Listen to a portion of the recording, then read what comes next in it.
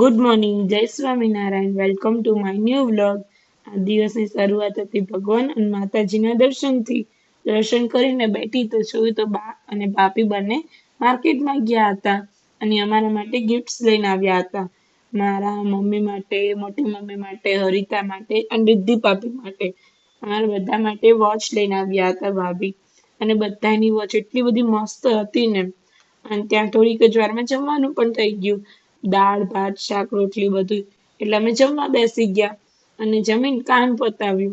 અને પછી બપોરના ટાઈમે તો મને કંટાળો આવવા લાગ્યો, તો મેં અનુપમા ચાલુ કરી. અને અનુપમા યે રિશ્તા ક્યાં કહેલાતા હૈ બે સિરિયલ જોઈ. અને ત્યાં થોડીક જ વારમાં હીરાબા આવ્યા હતા. તો બા અને હીરાબા બંને વાતો કરતા હતા.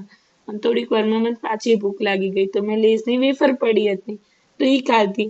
અને થોડીક જ વારમાં વાસમાંથી બધા બહાર નીકળ્યા, કારણ કે અમારે ઠાકોરજી તેડવા જવાનું હતું. તો બધાની સાથે હું પણ નીકળી. અને અમે ઢોલ સાથે અને શ્રી કૃષ્ણ ભગવાનનો જયકારા લગાઈને પહોંચ્યા ઠાકોરજીના મંદિરે અને ઠાકોરજીને લીધા. અને આવ્યા વાસમાં, તો અહીંયા વાસમાં પહેલા એમની ઉચ્ચામણી બોલાવી. ઠાકોરજીને પોંખવાની ઉચ્ચામણી હોય, એમની આરતીની ઉચ્ચામણી હોય, પ્રસાદીની ઉચ્ચામણી હોય, ઘણી બધી ઉચ્ચામણી હતી. તો ઠાકોરજીને પોંખ્યા અને વાસમાં લાવ્યા.